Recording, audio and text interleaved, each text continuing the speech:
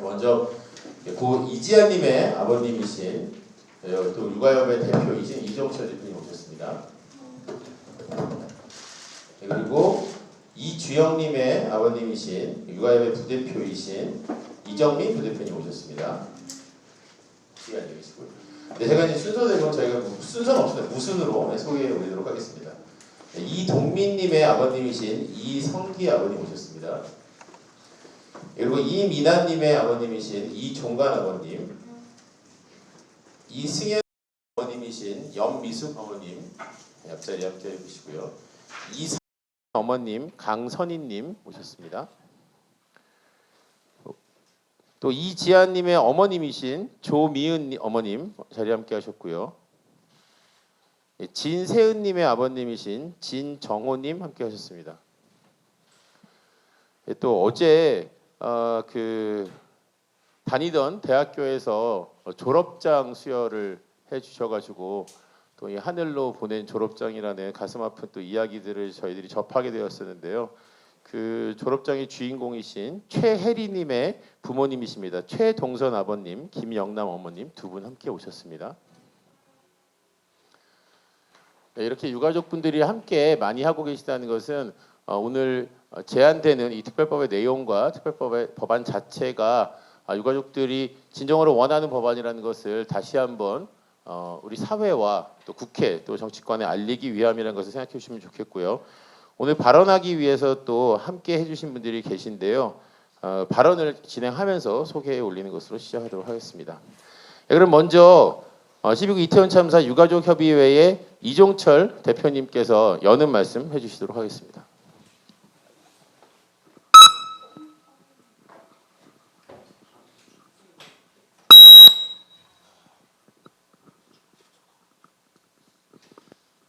예, 안녕하십니까. 12구 이태원 참사 유가족협의회 대표 지한이 아빠 이종철입니다.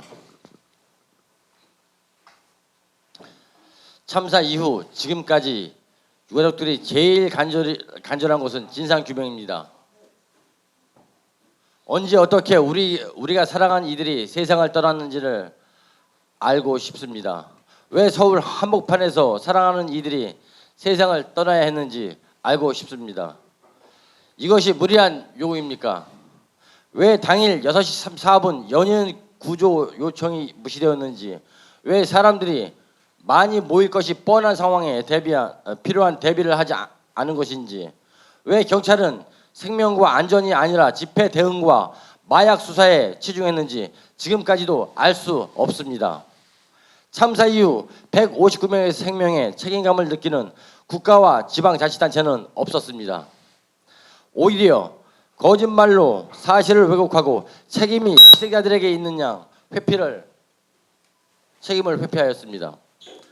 그 누구도 우리에게 진실을 알려주지 않았습니다. 오히려 우리를 뿔뿔이 찢어놓고 고립시켰습니다. 정말 왜 이러시는 겁니까? 도대체 이유가 무엇인지 알고 싶습니다. 특수본의 수사는 일선 현장 책임자들 중심의 꼬리 자르기식 수사로 끝났습니다. 참사를 막기 위한 기동대를 배치하지 않은 경찰청, 재난 및 안전의 주무부처장인 행안부 장관, 서울시에서 발생한 재난에 책임 있는 서울시 관계자들을 대면 조사 없이 수사를 종결했습니다. 아이들의 소지품 마약 검사를 한 장소인 다목적 체육관과 병원 응급실의 CCTV, 모든 상황이 녹화된 CCTV에 대한 증거 보전 신청을 하였는데 모두 기각되었습니다. 이게 검찰과 수사기관에서 할 짓입니까? 모든 증거가 지금 현재 사라지고 있습니다. 159명 희생자들의 억울한 죽음의 원인을 밝혀야 합니다. 정부가 숨기려 했던 사실들도 명명백백하게 밝혀야 합니다. 그래야만 우리 유가족들은 떳떳하게 이 땅에서 살아갈 수 있습니다. 조사기구가 필요합니다. 윗선들에 대한 조사를 포기한 특수본과는 다른 행정부로부터 독립된 독립적 조사기구가 반드시 필요합니다. 유가족들이 가진 수백 가지 의문의 답과 진실을 찾는 조사기구가 반드시 필요합니다. 그렇기 때문에 무엇보다 진상규명을 위한 특별법 제정이 유가족들에게 간절합니다. 유가족들이 앞으로 계속 살아가기 위해서 특별법 제정은 반드시 필요합니다. 국민 여러분, 특별법 제정에 많은 지지를 부탁드립니다. 감사합니다. 네, 12구 이태원 참사 유가족 협의회 이종철 대표님의 말씀이셨습니다. 유가족들은 성형 없는 진상 조사, 그리고 철저한 진상 규명, 왜 이분들이 돌아오지 못했는가에 대한 질문을 참사 120여일이 가까이 지난 지금까지도 여전히 외치고 계십니다. 이러한 상황에서 국회 국정조사도 있었고 또 경찰 특수본의 조사 결과도 있었는데 또 어떤 것들을 조사하기 위해서 또 무엇이 부족해서 또 특별법을 만들고 또 독립적 조사기구를 설치해야 하는지 이런 부분에 대해서 많은 이야기들이 있을 것이라고 생각합니다. 또 그렇다면 왜 특별법이 필요한가? 왜 특별법에는 또 어떤 것이 담겨야 되는가 하는 이야기들을 지금부터 들어보도록 하겠습니다. 네, 첫 번째 왜 특별법이 필요한가에 관한 취지 말씀을 좀 여쭈려고 합니다.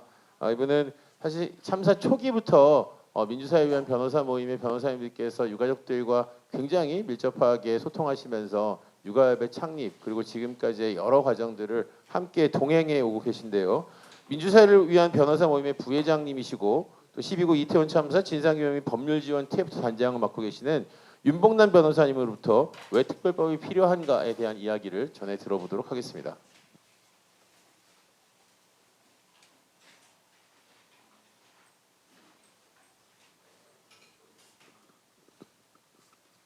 예, 방금 소개받은 윤봉남 변호사입니다. 그 참사가 발생한 지 많은 시간이 흘렀건만 여전히 유가족들은 진상 규명을 말씀하고 계십니다. 특수본 수사도 있었고 그리고 국정조사도 있었건만 왜 유가족들은 아직도 진상 규명이 안 되었다고 생각할까요? 아까 이종철 대표님께서도 말씀하셨지만은 특수본 수사의 결과를 보면은 결국은 용산 경찰서장이나 용산 구청장과 같은 현장 책임자 수준에서만 그 책임지는 수준으로 국한되었습니다. 그렇다면 애당초에 기동대를 배치하지 않은 청장은 경찰청장은 책임이 없는 겁니까? 그리고 재난안전의 총괄 주무부처라는 행정안전부는 아무런 책임이 없는 것입니까? 그리고 기초자치단체인 용산구는 책임이 있는데 광역지방자치단체인 서울시는 책임이 없는 겁니까?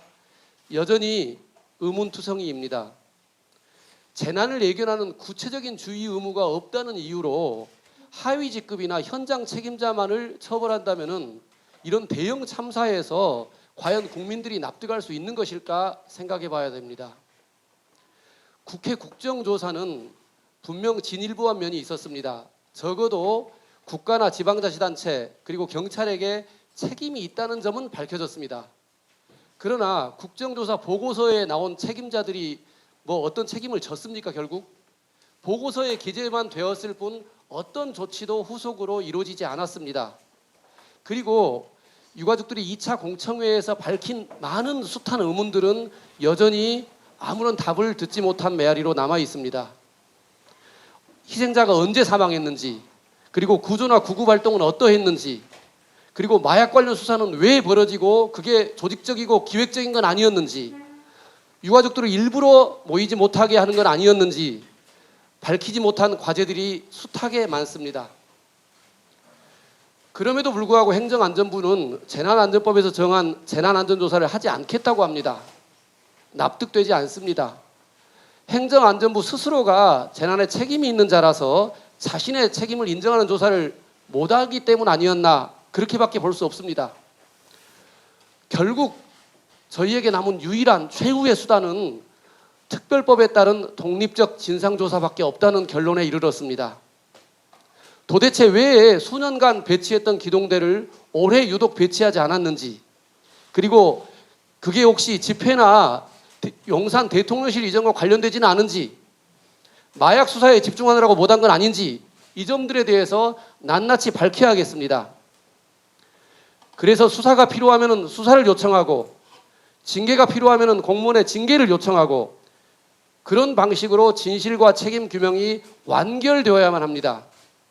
그래야만 희생자의 죽음이 헛되지 않고 다시는 이러한 참사가 반복되지 않는 재발 방지책이 완결될 수 있습니다. 특별법을 제정하고 독립적 진상 조사를 해서 희생자의 억울함을 풀고 다시는 불행이 반복되지 않도록 근본적인 변화를 모색해야 합니다. 이제 그 길에 12구 이태원 참사 시민대책회의와 유가족협의회는 한마음 한뜻으로 매진하고자 합니다. 앞으로 우리에게 어떤 어려움이 있더라도 우리는 주어진 길을 성큼성큼 갈 것입니다. 이상입니다. 네, 윤봉남 변호사님 감사합니다. 말씀해 주신 것처럼 피해자들이, 유가족들이 여전히 의혹이 있다, 여전히 궁금한 것이 있다, 풀리지 않는 점들이 있다라고 하면 이 사건에 대한 조사는 계속되어야 합니다. 피해자들이 이런 참사의 원인을 밝히고 또 그 책임을 묻는 과정은 피해자들이 충분하게 이해할 수 있을 정도로 설명돼야 되고 그런 것들이 규명돼야 된다는 당연한 상식과 진리를 말씀드리는 것뿐입니다. 이것이 이제 다른 방법이 더 이상 남아있지 않기 때문에 독립적 조사기구를 설치하는 특별법을 제정해서 남은 의혹들을 해소해야 한다. 이런 것이 유가족들과 또 시민사회의 공통된 의견입니다. 네, 구호 하나 외치고 계속 기자회견 진행하겠습니다. 구호 외칠 때는 피켓 손에 앞에 들어주시고 그 상태에서 뒤에 구호 네 글자만 3번 같이 외쳐주시면 되겠습니다.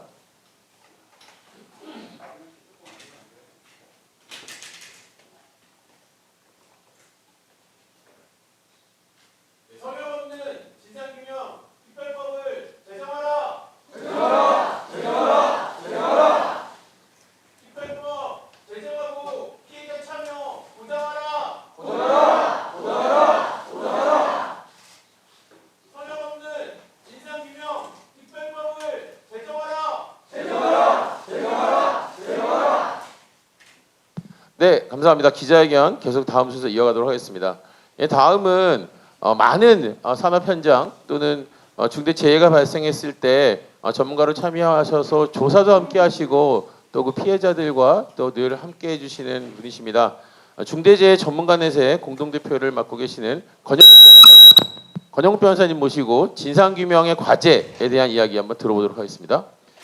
예, 반갑습니다. 권영국입니다. 독립적 조사기구를 만들어서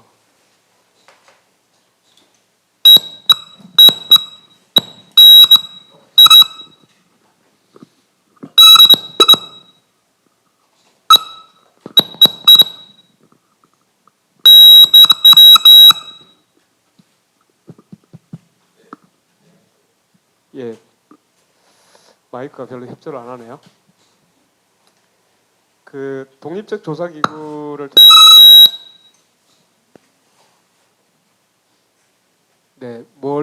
뭘 더 조사를 해야 될 것인지 매우 중요한 문제이겠죠. 그 앞서서 이제 특수본 수사가 성역을 둔 수사였다라는 것을 여러분들이 말씀을 하셨습니다. 그리고 국정조사를 통해서 여러 가지 재난관리 책임기관들이 책임이 있다는 사실이 밝혀졌다라고 얘기도 했습니다.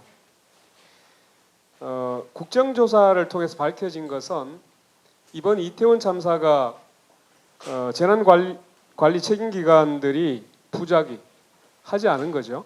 해야 할 자기 직무를, 자기 임무를 하지 않았거나 또는 제대로 하지 않음으로 인해서 발생했다는 사실까지는 밝혀진 것 같습니다. 그런데 그 부작위의 원인과 배경에 대해서는 여전히 설로서 또는 의혹으로 남아 있습니다.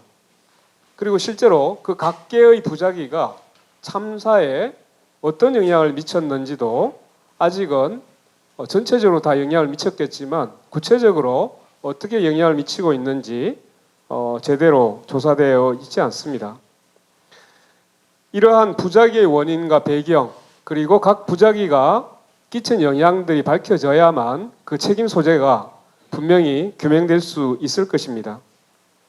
그래서 이 독립적 조사기구는 매우 입체적이고 포괄적인 조사를 통해서 부작위의 원인을 밝혀내고 그에 따른 책임 소재를 규명하는 것이 그 임무 또 과제가 될 것이라고 봅니다.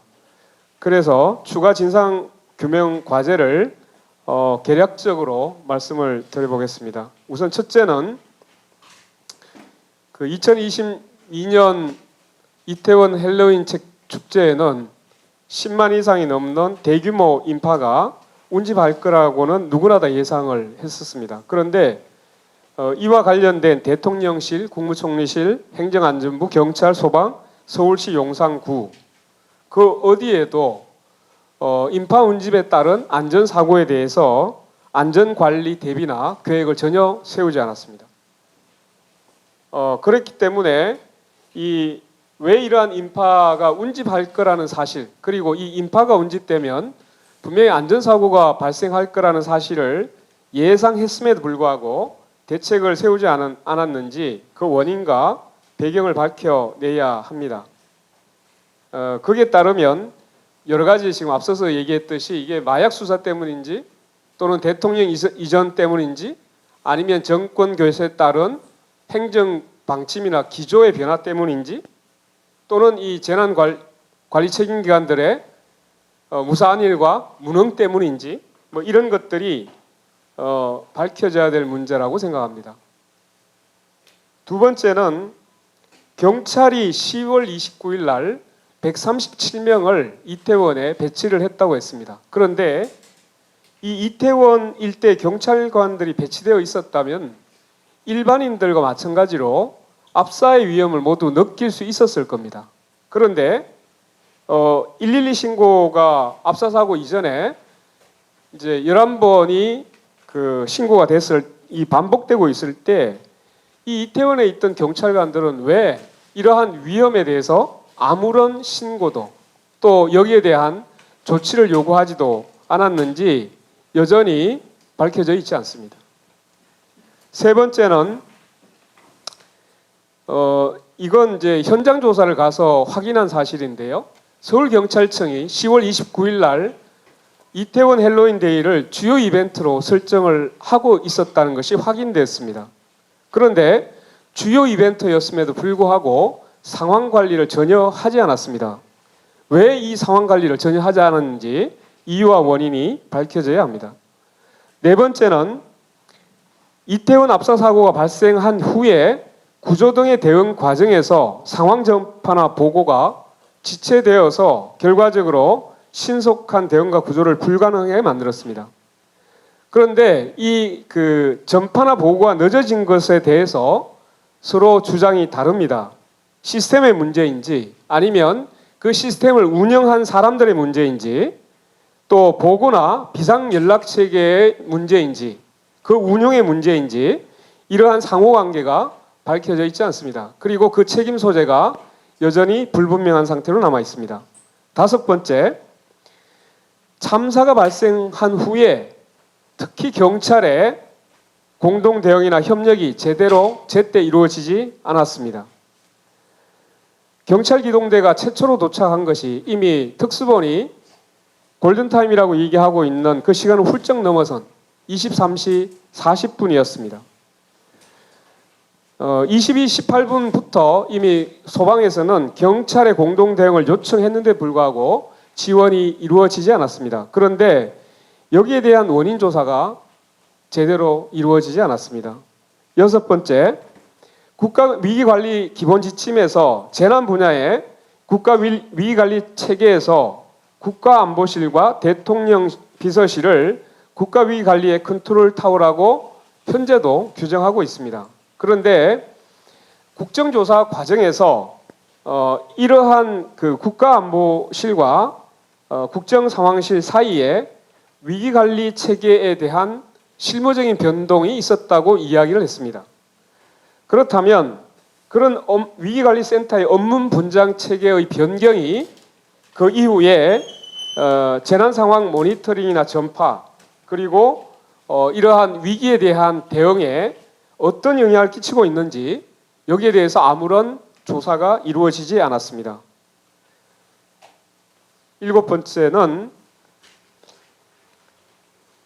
이상민 행안부 장관이 그 재난 및 안전업무 총괄 조정자이기도 하고 재난관리 주관기관의 장이라는 것을 청문회 때 막판에 가서야 인정을 하게 됩니다. 그런데 이 사람의 얘기를 들어보면 급한 것은 현장의 긴급 구조였다고 얘기하죠. 그것에 대한 논쟁은 굉장히 활발하게 벌어졌는데 이 행안부 장관의 중대본 가동 지연과 그리고 중수본을 설치하지 않았습니다. 결과적으로 이것이 경찰 및 긴급의료지원단의 파견 등 가용 인력 동원 및 협력에 어떠한 영향을 미쳤는지 그리고 그러한 영향이 희생자들의 구조와 사망에 어떤 영향을 미쳤는지 여전히 물음표로 남아 있습니다. 여덟 번째는 이 부분은 이제 유가족들이 가장 궁금해하는 부분이죠. 희생자별 사망 시점, 사망 경위, 이송 경로에 대한 조사가 제대로 되어 있지 않고 아직까지도 여전히 미궁 상태로 빠져 있습니다. 여러 가지 지금 증거가 사라지고 있다는 것 때문에 매우 어려운 점이 있을 수 있습니다만 각 기관들의 대응 과정에서의 의미 위반과 사망 사이 인과관계를 밝히기 위해서는 실제로 희생자별 사망 시점과 경위를 밝히는 것이 매우 중요한 사항으로 남아 있습니다. 아홉째 마지막입니다. 희생자 수습 및 피해자 지원 과정에서 유가족들과 생존자들에 대한 정부와 지방자치단체의 조치에 대해서 종합적인 조사가 이루어져야 합니다. 앞서서 이야기가 많이 나왔는데요. 유가족들을 만나지 못하도록 하는 그 징후들이 너무나 분명하기도 합니다. 그리고 실제로 유가족들에 대해서 피해자 지원을 어떻게 해야 되는지에 대해서 자발적으로 행안부가 했던 것이 아니라 유족들이 연락을 취해야만 했던 상황들도 나와 있습니다. 그리고 시신이 돌려지는 이제 반환되는 과정에서 보면 탈이라는 문제도 있었고 또 그 과정에서 마약 검사의 논란도 빚었습니다. 이러한 여러 가지 사후 수습 과정에서 있었던 여러 의혹들이 여전히 미궁으로 남아 있습니다. 이에 대한 부분이 명확하게 밝혀져야 유가족들이 자신의 가족들의 희생에 대해서 의문을 풀 수 있는 부분이라고 생각합니다. 이상으로 개략적으로 말씀드린 추가 진상 조사 과제였습니다. 고맙습니다. 네, 권혁 변호사님 감사합니다.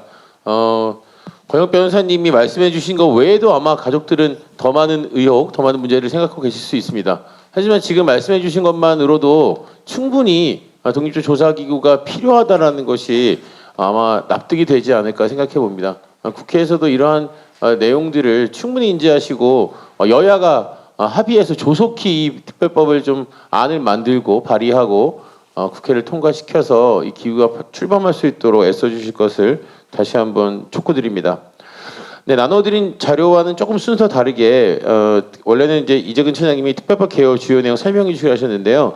저희가 이제 PPT를 사용해야 되기 때문에 이제 먼저 우리 이지연 공동위원장님께서 입법 등 향후 사업 계획에 대해서 간략하게 설명을 좀 해주시고 나서 그 뒤에 특별법의 개요와 주요 내용을 PPT로 설명하고 기자님들의 질의응답을 받는 순서를 이어가도록 하겠습니다.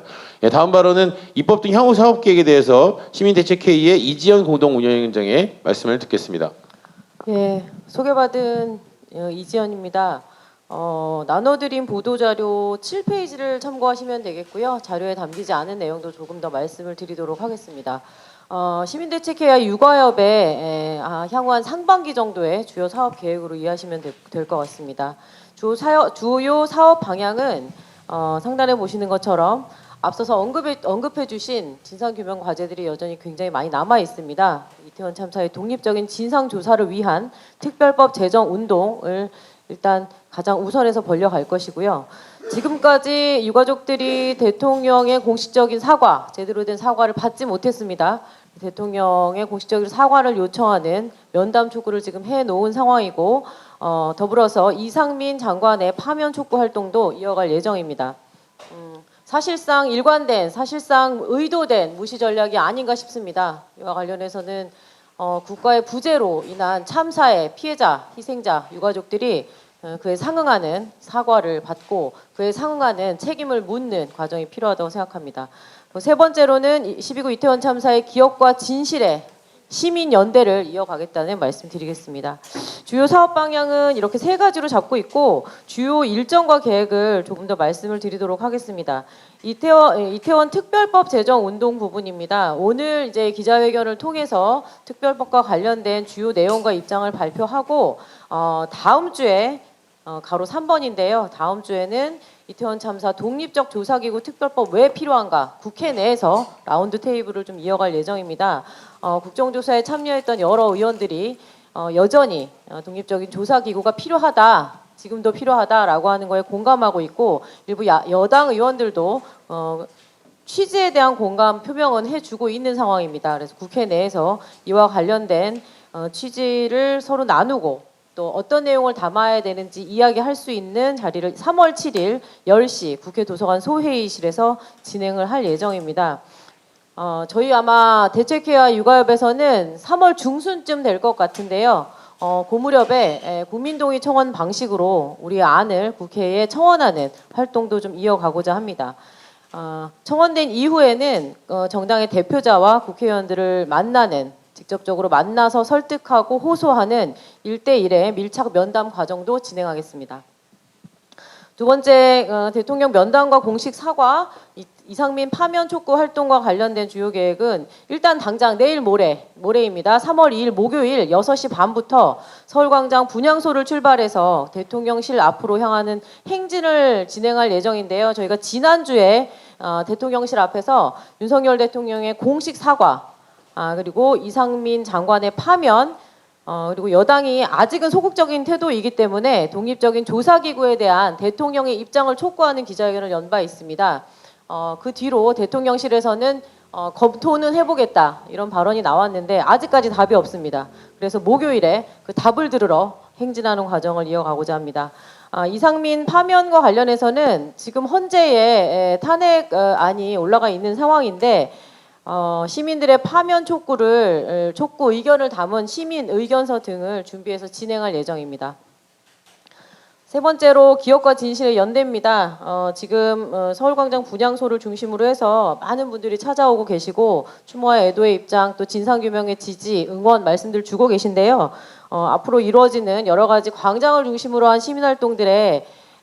시민활동들에서 유가족들과 시민대책회의가 직접 만나서 진상규명이 필요한 이유 그리고 과제 이런 것들을 좀 설명하는 과정들을 쭉 만들어 가려고 하고 2월 내내 진행이 됐습니다마는 각 지역의 시민들과 단체들의 요청으로 유가족분들이 지역 간담회를 진행한 바 있습니다. 1차로.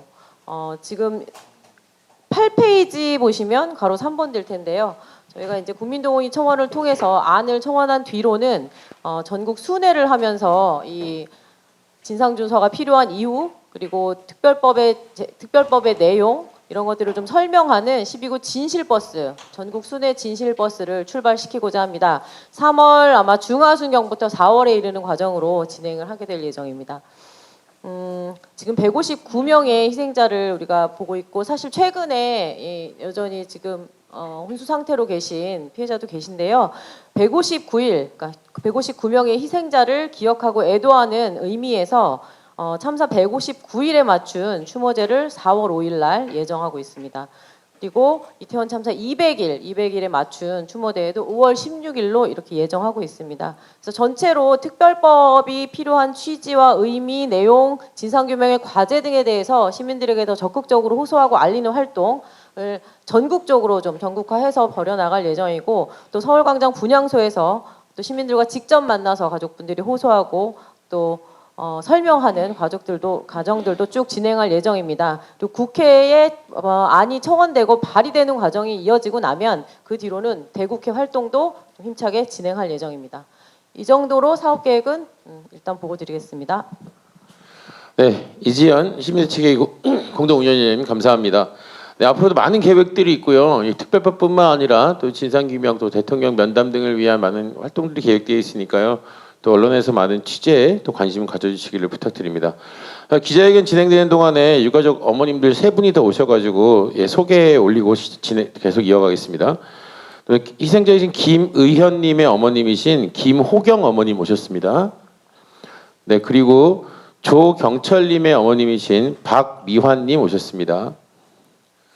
예, 잠시전 이지연 위원장님의 설명 중에서도 오늘 3월 21일 159번째 희생자분의 100일 추모하는 기획을 따로 준비하고 있다고 말씀드렸는데요. 159번째 희생자이신 이재현님의 어머님이신 송혜진 어머님 오셨습니다. 예, 그러면 또 구호 하나 더 외치고 특별법 PPT 설명과 질의응답 이어가도록 하겠습니다. 예, 마찬가지로 뒤에 네 글자만 3번 같이 외쳐주시면 되겠습니다. 성형 없는 진상규명 특별법을 제정하라. 특별법 제정하고 피해자 참여 보장하라. 마지막입니다. 성형 없는 진상규명 특별법을 제정하라. 네, 이제 마지막 순서로요. 저희 시민대책회의 특별법 TFT 간사를 맡고 계시는 이재근 첨연대 협동사무처장께서 PPT를 통해서 설명을 해주시겠습니다. 네, 가족분들하고 자리 앞쪽으로 더 이동해 주시면 되겠고요. 네, 뒤에 이제 조명을 좀 정리해 주시면 됩니다. 네, 가족분들 이쪽으로 오셔서 여기 앉으셔서 같이 설명 또 들으시면 좋을 것 같습니다.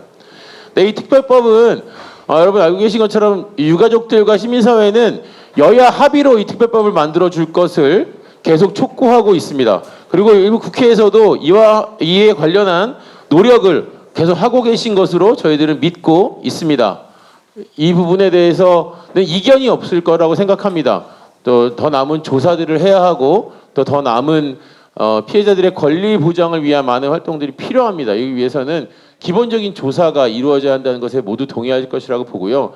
여기에는 국민의힘의 의원들도 지난 12월 5일, 지난 2월 5일 국회 대회의실에서 열렸던 국회 추모제에서도 여야 의원들이 함께 진상규명을 위해서 노력할 것을 약속한 바 있습니다.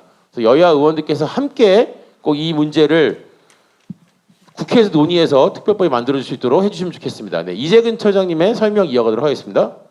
예, 12구 이태원 참사 시민대책회의 이태원 특별법 TF 간사를 맡고 있는 참여연대 이재근입니다. 이태원 참사 진상규명 특별법의 개요를 설명드리도록 하겠습니다.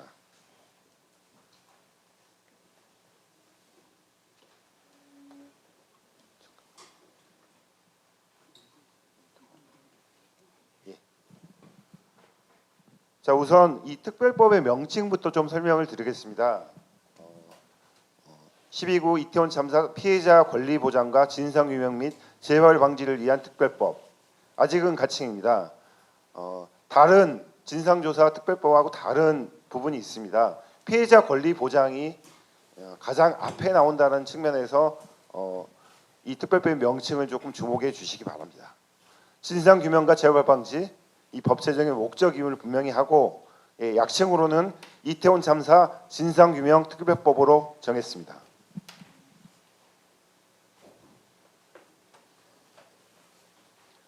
이태원 특별법의 주요 구성 내용을 설명드리겠습니다.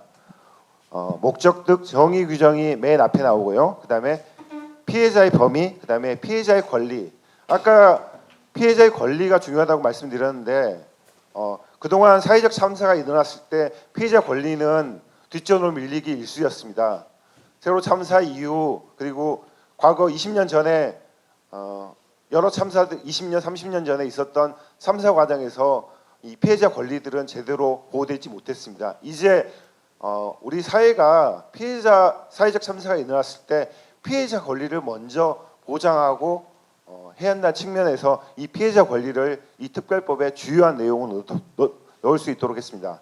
그 다음에 조사기구의 이상과 조사 범위, 그 다음에 조사기구의 권한, 그 다음에 조사위원들을 어떻게 구성할지, 추천위를 어떻게 구성할지에 대한 내용이 두 번째 부분이고요.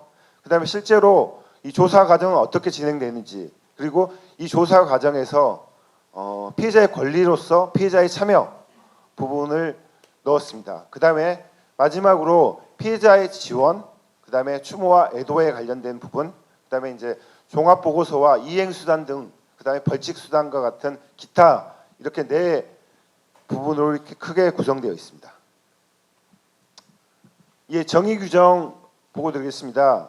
12구 이태원 참사를 2022년 10월 29일과 30일 서울특별시 용산구 이태원로 173 인근에서 발생한 인명사고와 그 수습 복구 등에 이르는 과정, 이렇게 규정을 한 것은 이태원 참사 당일뿐만 아니라, 그리고 또 이제 희생자나 피해자의 경우에는 그 뒤에도 돌아가신 분들이 계시기 때문에 그런 부분까지 고려해서 정의 규정을 한 거고요. 희생자는 이 참사를 전후해서 영향을 받아서 돌아가신 분들을 희생자로 규정을 했습니다. 피해자들은 이태원 참사로 인해서 신체적, 정신적, 경제적 피해를 입어 회복이 필요한 사람을 규정하고, 그 구체적으로 희생자들의 유가족, 그다음에 이태원 참사 당일에 거기 계셨다가 생존했던 생존자, 그다음에 민간인으로서 이 구조에 참여했던 구조자, 그리고 그 지역 주민과 상인들을 전체 피해자로 규정을 했습니다. 예, 아까도 말씀드렸듯이 피해자 권리 부분에 대해서 상세하고 자세하게 규정을 하려고 생각을 했습니다. 그래서 먼저 진상조사 과정에서, 그리고 수사와 과정에서, 그다음에 국정조사 과정에서, 이러한 모든 행정의 과정에서 관련된 정보를 제공받고 조사에 참여할 권리를 피해자 권리로 명문화하고, 차별받지 않고 또 혐오로부터 보호받을 권리, 유가족이나 희생자에 대한 혐오나 차별이 상당히 있고 2차 가해가 실제로 벌어지고 있는 상황입니다. 이런 것들에 대한 것으로부터 차별받지 않고 혐오로부터 보호받을 권리를 피해자 권리로 명문화하려고 합니다. 개인정보 및 사생활을 보호받을 권리, 이것도 중요합니다. 잘 아시겠지만은 세월호 참사 당시에 세월호 유가족들이 국정원이라든가 당시 기무사로부터 사찰을 받았던 것들이 법적으로 확인된 바가 있습니다.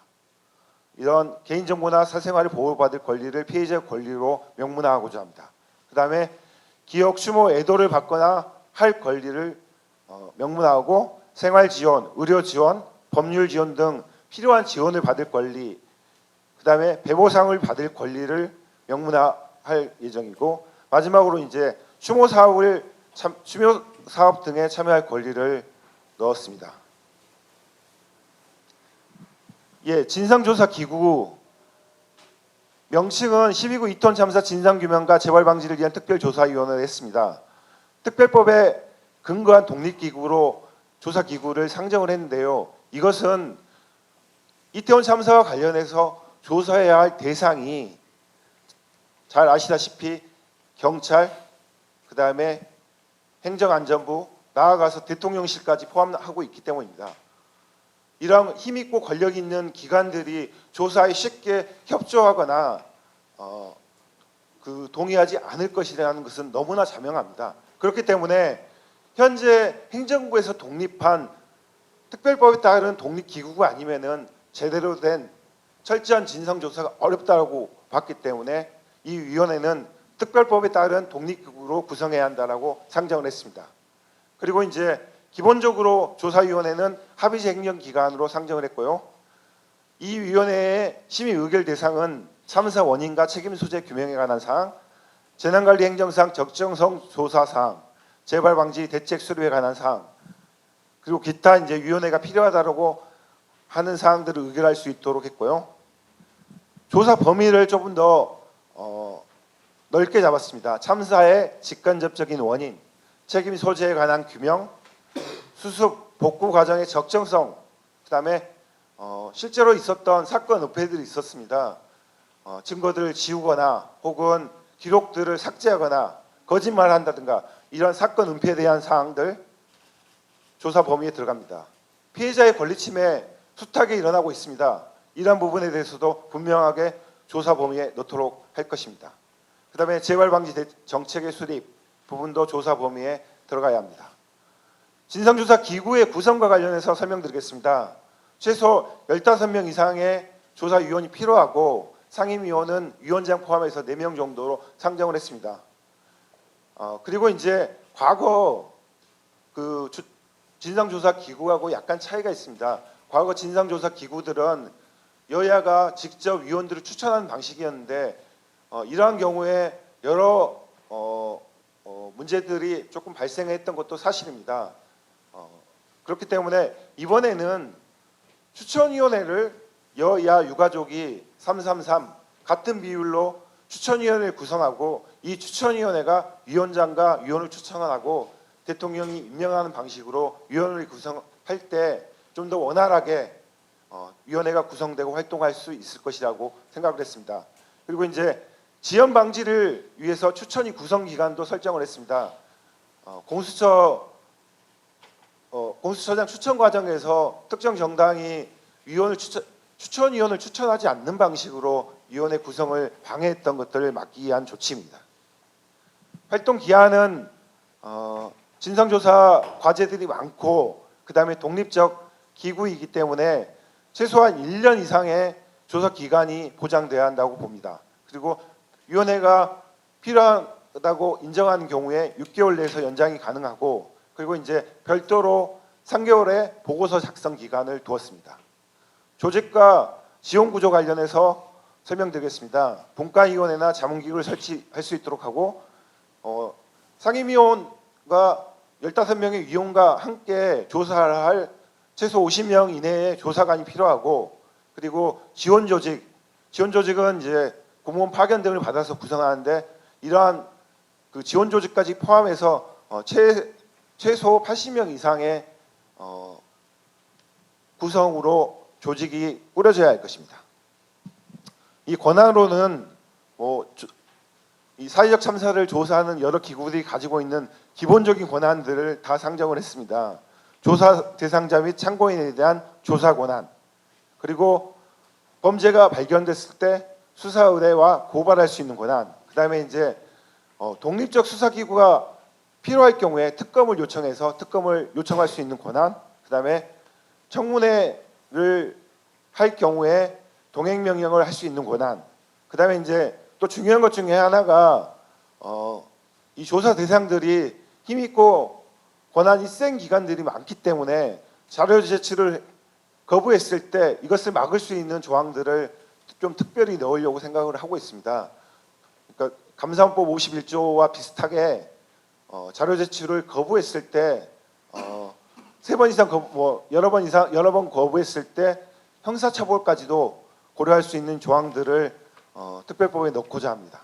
그다음에 이번 진상조사는 이임재 총경이나 혹은 박희영 구청장 구속돼서 재판을 기다리고 있는 사람들 재판과 함께 조사가 진행될 가능성이 큽니다. 이런 경우에 자료의 제출을 문서 송부 촉탁을 통해서 받을 수 있도록 재판 중인 자료도 받을 수 있도록 권한을 주고요. 그다음에 조사 방해 행위를 제재하는 규정도 포함시켰습니다.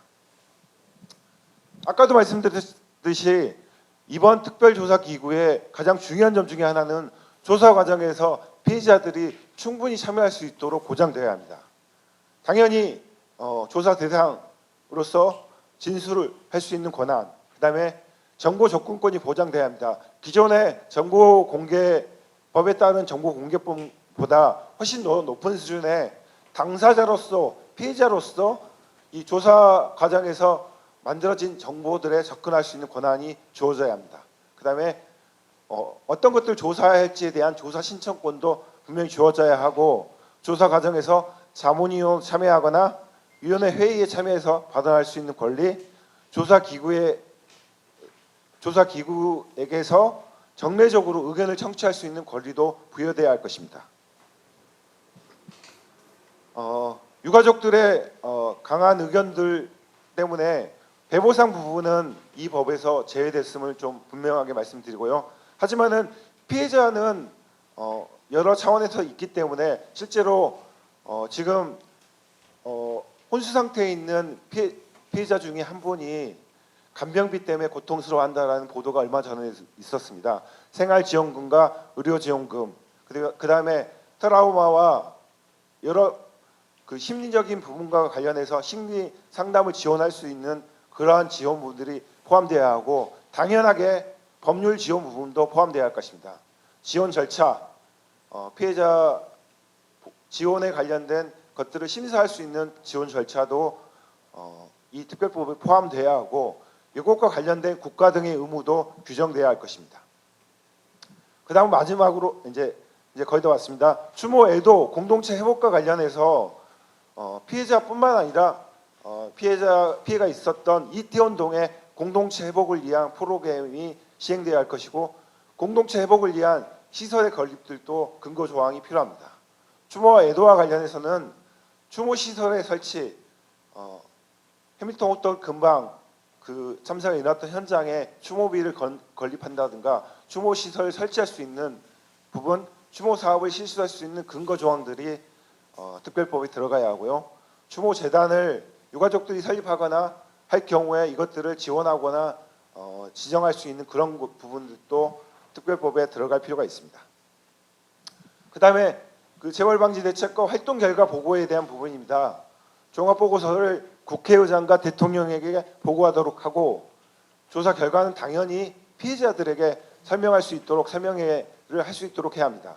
재벌방지 공고를 했을 때 이것을 불이행했을 때 공무원들을 징계할 수 있는 조항들을 넣도록 하려고 생각하고 있습니다. 마지막으로 이제 자료 기록단을 설치해서 이런 기록들이 잘 보존되도록 하고 자료 사본을 추모 시설로 송부해서 이러한 자료들에 유가족들과 피해자들이 접근할 수 있도록 할 필요가 있습니다. 예, 지금까지 이태원 특별법의 주요 내용들을 설명드렸습니다. 혹시 기자 여러분들 질문이 있으시면 질문을 좀 해주시기 바랍니다.